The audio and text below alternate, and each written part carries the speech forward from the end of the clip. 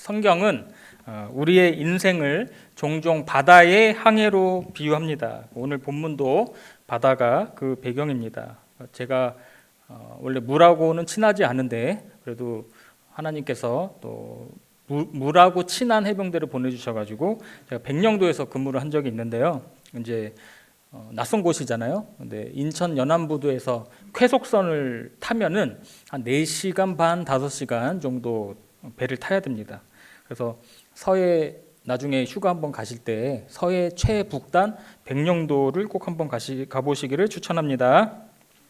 그런데 바다에 큰 광풍이 불 때는 배가 이리저리 또 흔들리면서 또 공포를 경험하기도 합니다. 저희 아버지께서 평생을 외항선을 타셔가지고 저는 어릴 때부터 그 바다 광풍에 대한 그 무용담을 들으면서 자랐습니다. 지금도 이제 그런 말을 이제 물어보면은 뭐 엄청났다고 태평양 한가운데를 배를 타고 내가 사우디를 갔다 오는데 나 때는 말이야 하면서 엄청 이제 그런 얘기를 하시는데 들어보면은 정말 집채만한 파도가 무엇인지를 간접적으로 알 수가 있습니다.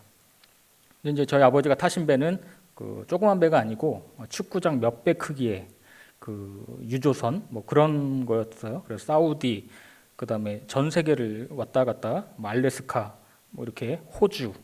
그래서 아버지 그 안 가보신 나라가 없을 정도로 몇 개국을 다녀보셨어요 하니까 100개국이 넘는다 이렇게 말씀하시더라고요. 저도 이제 휴가를 마치고 백령도 부대로 복귀할 때 이제 저는 멀미를 잘 안 하기 때문에 저는 방심을 했어요. 그런데 그 파도 너울이라고 합니까? 너울에 딱 걸려버리니까 제가 5시간을 화장실에서 사투를 벌인 적이 있습니다. 배 안에 화장실에서 정말로 5시간 앉지도 못하고 계속. 그러나 폭풍우가 사라지고 잔잔해지면 언제 그랬냐는 듯이 평온해지는 것이죠. 그것이 바다입니다.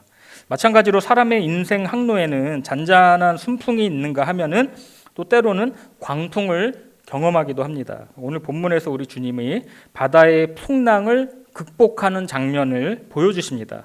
이것은 우리 그리스도인에게 닥쳐오는 인생의 풍랑을 우리가 과연 어떻게 헤쳐나갈 수 있는지 그 해답을 알려주고 있는 것이죠. 예수님은 낮에 배 위에서 바닷가에 모여든 무리들에게 하늘나라의 비유들을 가르치셨습니다.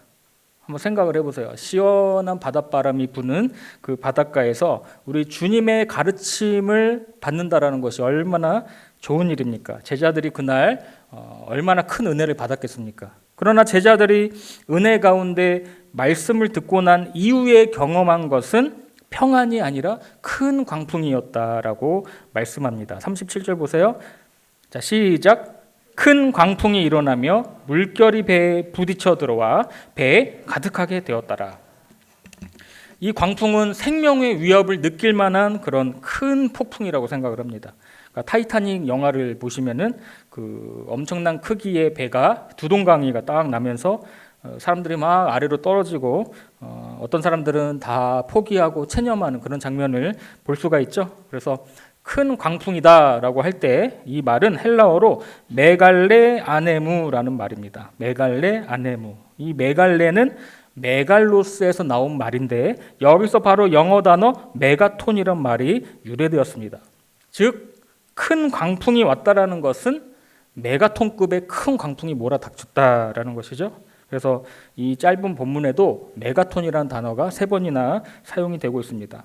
처음에 광풍이 몰아칠 때 제자들은 아마도 대수롭지 않게 생각을 했을지도 모릅니다. 좀 이따 멈추겠지. 에이 그 정도쯤이야. 왜냐하면 그들 가운데 많은 제자들이 어부 출신이었기 때문입니다. 어부 출신. 더욱이 그들은 조상 대대로 이 갈릴리 바다에서 고기를 잡으며 살아온 그 어부들이잖아요. 그렇기 때문에 이 갈릴리 바다는 가장 그들이 자신 있는 그런 삶의 현장이었을 것입니다. 그러나 그날의 풍랑은 달랐습니다. 큰 광풍이었다. 자신들의 힘으로는 도저히 어찌할 수 없는 메가톤급의 큰 광풍이 다가왔다라는 것이죠. 그 광풍 앞에서 그들은 예수님께 나와서 이렇게 외칩니다. 38절 보세요. 예수께서는 고물에서 베개를 베고 주무시더니 제자들이 깨우며 이르되, 같이 읽습니다. 선생님이여, 우리가 죽게 된 것을 돌보지 아니하시나이까 하니. 제자들은 이 불어닥친 이 돌풍에 안간힘을 다했습니다. 그런데 배가 침몰 직전까지 간 거예요. 그러나 예수님은 고물에서 어떻게 하고 계셨어요? 편안하게 베개를 베고 깊이 잠드셨던 것입니다. 사실 예수님이 평온하게 잠들고 계셨다면 사실은 아무 문제가 없는 것입니다. 그렇죠? 생각을 해보세요. 제자들은 노심초사할 일도 전전긍긍할 일도 없습니다. 왜 광풍과 풍랑을 바라봅니까?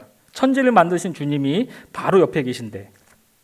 그런데 이때 제자들의 질문을 한번 보세요. 선생님이여, 우리가 죽게 된 것을 돌보지 아니하시나이까. 38절 보세요. 선생님이여, 우리가 죽게 된 것을 돌보지 아니하시나이까. 이 제자들의 말 속에는 이런 의미가 담겨져 있습니다. 지금 예수님과 함께 배를 타고 가는데 어찌해서 풍랑이 일어났느냐라는 것입니다. 예수님과 함께 배를 탔으면 우리가 안전하게 평온하게 가야지 이 감히 풍랑 따위가 괴롭힐 수 있느냐라는 것입니다. 그러니까 말도 안 되는 일이 일어났다라는 것이죠. 그러니까 사실 우리도 인생을 살다 보면 종종 이런 문제에 빠지곤 합니다. 내가 예수를 열심히 믿었는데 어떻게 내가 이런 질병에 걸릴 수 있단 말인가? 어떻게 사업이 부도날 수 있단 말인가? 내가 최선을 다해서 주님의 몸된 교회를 섬겼는데 어떻게 우리 가정에 이런 큰 풍랑이 찾아올 수 있는가? 제가 이제 마지막 설교다 보니까 이제 제 얘기를 조금 하고 같이 하도록 하겠습니다. 제가 6년 동안 이제 군 생활을 마치고 32살에 전역을 해서 그 다음에 이제 신학대학원에 들어가면서 보니까요, 이제 이미 두 아이가 있는 거예요. 이미 두 아이가 있어서 그래서 이놈의 삶의 무게 때문에 밤에는 제가 아르바이트, 편의점, 편돌이라고 하죠. 근데 그들을 비하하는 건 아니고 제가 편돌이 출신이기 때문에 야간에 날을 새고 일을 그 다음에 아침에 잠시 눈을 붙인 다음에 이제 신학교를 가서 공부를 하고 또 저녁에 오면은 수요, 금요, 토요일 사역, 주일 사역 이렇게 전도사로 사역하면서 늘 제 마음속에는 항상 떠나지 않는 그런 질문이 있었습니다. 하나님, 도대체 제게 왜 이러십니까? 왜 저에게 이러십니까? 왜 이런 일들이 저에게 일어나야만 합니까? 풍랑 속 제자들과도 같은 질문이었죠. 그래서 온 세상이 잠든 새벽 2시, 3시, 전 그때 시간이 너무 좋아요. 새벽 2시, 3시 너무나 고요한 시간. 편의점 밖을 나와서 믹스커피 한 잔을 딱 마시면서 밤하늘을 바라보는 거죠. 그러면서 하나님께 독백하듯이 그렇게 얘기를 합니다. 하나님, 저 진짜 힘들어요. 졸리고 피곤하고 이 생활을 언제까지 해야 됩니까? 100세의 이삭을 주시겠다라는 그 하나님의 약속에 확신이 없었던 아브라함에게 하나님이 그를 밖으로 끌고 나가서 이렇게 말씀하시죠. 아브라함아, 저기 저 밤하늘의 수많은 별들을 바라봐라. 내 자손이 이와 같을 것이다. 이게 성경에 쓰여서 아름다운 말 같지만 오늘날로 말하면 어때요? 참 뜬구름 잡는 말이죠. 한 가장의 가장으로서 느끼는 그 책임감, 목회자로서의 미래에 대한 불확실함, 요새 대한민국의 모든 청년들이 느끼는 그런 고민들, 그때는 그 문제가 제 인생의 큰 회오리바람이었고 광풍이었습니다. 그러다 보니 이 제자들처럼 안절부절하면서 다급히 주님을 깨우려는 모습이 있는 것이죠. 제자들이 이렇게 풍랑 속에서 원망에 가득 찬 소리를 쏟아내고 있을 때 우리 주님은 어떻게 하고 계셨습니까? 배 고물에서 평안히 잠을 자고 계십니다. 평안히 메가톤급 풍랑 속에서 우리 주님은 메가톤급 평안함으로 아주 편안하게 주무시고 계십니다. 그런데 이 큰 광풍과 풍랑 속에서 주님은 전혀 뜻밖의 말씀을 제자들에게 하십니다. 40절 시작. 이에 제자들에게 이르시되 어찌하여 이렇게 무서워하느냐? 너희가 어찌 믿음이 없느냐 하시니. 아멘. 주님은 제자들이 두려움에 빠진 것은 광풍 때문이 그런 것이 아니라 너희가 믿음이 없기 때문이다라고 말씀하십니다. 이것을 깨닫게 하시기 위해서 우리 주님은 제자들을 광풍 속으로 데리고 가신 것이죠. 다시 말해서 만일 이 제자들에게 믿음이 있었다라면, 겨자씨만한 믿음이라도 있었다라면 광풍 앞에서 전혀 다르게 반응했을 것이다 라는 것입니다.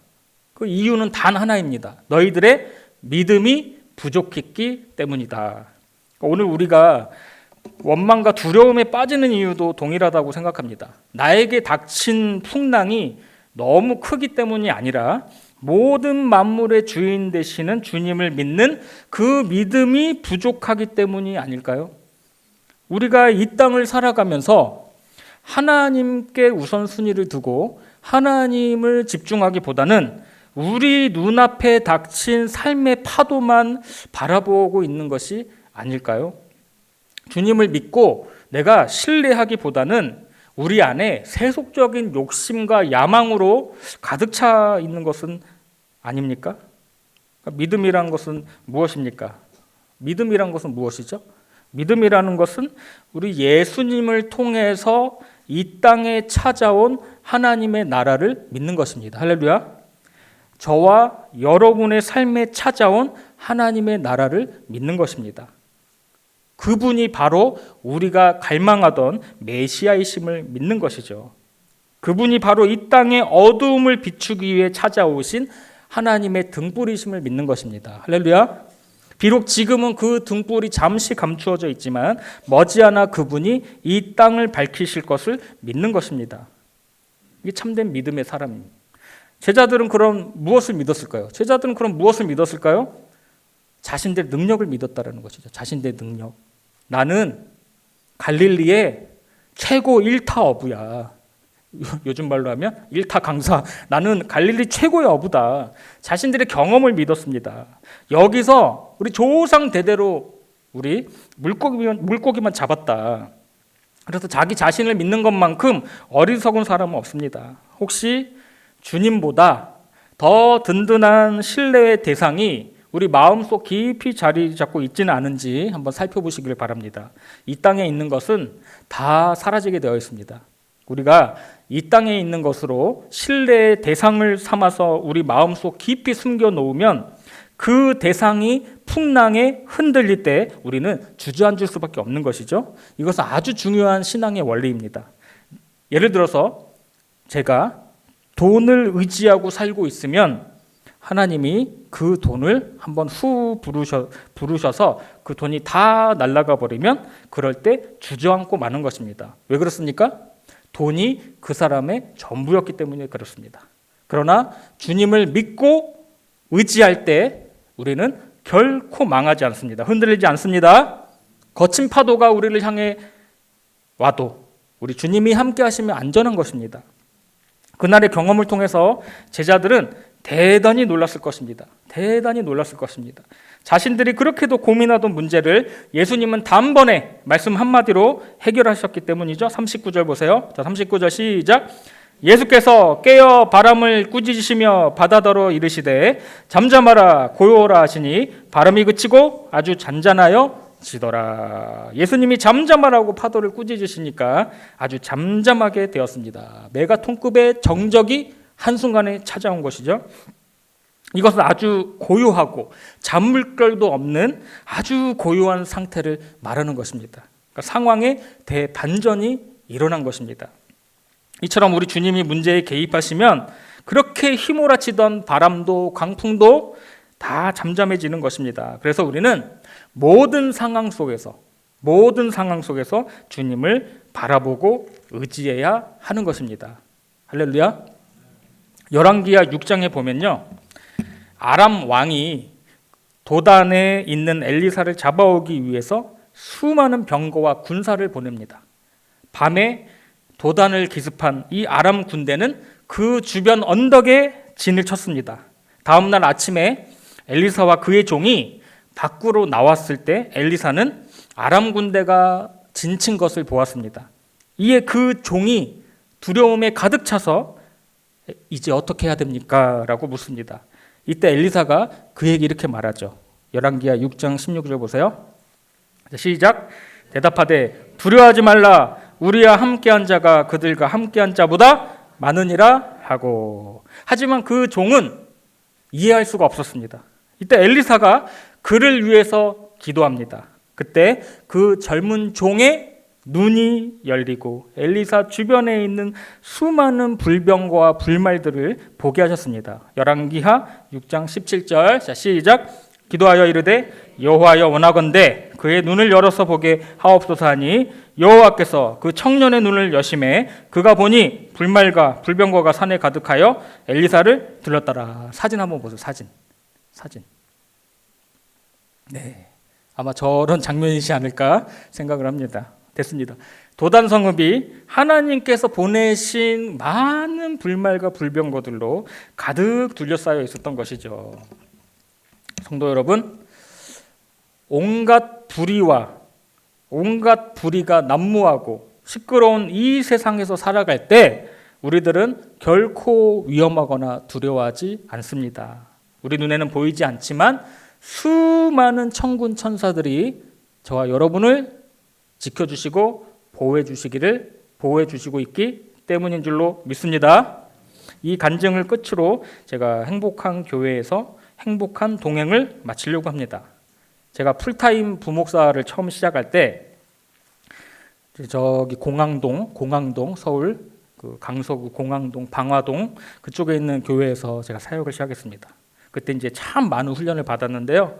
뭐 새벽 설교, 수요 설교, 금요 설교를 담임 목사님하고 번갈아 가면서 열심히 하던 때였습니다. 근데 하루는 금요일 저녁에 제가 이제 기도회를 준비하려고 이제 지하 본당으로 뭐 크지도 않아요. 지하 본당으로 내려가다가 이런 생각이 드는 거예요. 아무도 알아주지 않는 이 일을 이렇게 열심히 준비하면 뭐하나 이런 생각이 순간적으로 드는 것이죠. 열심히 찬양과 말씀을 준비해도 고작 성도들은 20명 남짓 앉아있고 이건 내 노력에 비해서 이거는 너무한 것이 아닌가 그런 교만한 생각이 딱 들어온 거죠. 그러면서 한숨을 쉬고 본당에 내려가서 평소와 같이 찬양을 인도하고 금요 설교와 기도회를 마치고 집으로 갔더랬습니다. 그런데 그날 새벽에 하나님께서 꿈으로 보여주셨습니다. 저는 이제 신비주의자는 아닌데 하나님이 종종 꿈으로 보여주실 때가 있거든요. 그렇게 이해를 해주시면 됩니다. 똑같은 금요기도의 현장이었어요. 꿈으로 본당에 딱 들어서는 순간에 이 본당 앞쪽에요. 이 앞쪽에 검은색 뭐가 이렇게 있는 거예요. 보니까 검은색 보면대가 수백 개가 빼곡하게 겹쳐 있는. 그래서 사람은 보이지 않는데 겹겹이 막 엄청난 보면대들이 있는 거예요. 이 강단에 제가 뒤에서 보니까 그래서 이게 뭐지? 그래서 앞으로 갔어요. 앞으로 가니까 어느 검은 정장을 입은 지휘자 같은 분이 저에게 와서 90도로 고개를 숙이고 인사를 합니다. 목사님, 저희가 너무 적게 왔는데 죄송합니다. 그때 꿈에서 제가 딱 깨가지고 바로 깨달은 것은 뭐냐면 내가 전날 밤에 내 눈에는 너무 적은 숫자라고 내 눈에 보이는 것이 다라고 원망하고 불평한 내 모습이 너무나 회개가 되었습니다. 하나님은 비록 작은 교회에 적은 인원들이 모인 금요 기도회였지만 수많은 천군 천사들의 그 오케스트라, 그 보면대가 오케스트라 엄청 온 거예요. 저의 부족한 찬양을 빛내주고 있었던 것이었습니다. 우리 눈엔 보이지 않아도. 할렐루야. 우리 오후 찬양팀 사랑해 주시기를 부탁드립니다. 할렐루야. 여러분, 오늘날 같이 모든 것이 불투명하고 아무것도 예측하기 힘든 불안한 시대를 살아가면서 우리에게 더욱더 요청되는 것이 하나 있다면 그것은 바로 주님을 향한 믿음인 줄로 믿습니다. 주님 앞에서는 그 어떤 광풍과 바람도 잠잠해지고 고요해집니다. 왜냐하면 천지를 만드신 창조주의 능력이기 때문에 그렇습니다. 그러므로 우리가 주님을 의지하고 바라보시는 믿음의 백성들 다 되시기를 축복합니다. 앞으로 우리 앞에 어떤 상황이 펼쳐진다 할지라도 결코 두려워하거나 낙심하지 마십시오. 세상은 점점점 가면 갈수록 악해질 것이고요. 더 폐역해질 것입니다. 하나님은 어디 있냐고 조롱하고 교회와 성도들을 핍박할 것입니다. 그러나 수천 년 동안 모진 비바람을 참아내고 그 자리에 한결같이 서 있는 고목나무와 같은 성도들이 되시기를 바랍니다. 뿌리 깊은 나무는 세찬 비바람에도 결코 흔들림이 없습니다. 하나님은 지금도 주님만을 경외하고 믿고 신뢰하는 그 한 사람을 찾고 계십니다. 그 한 사람이 저와 여러분이 될 수 있기를 주님의 이름으로 축복합니다.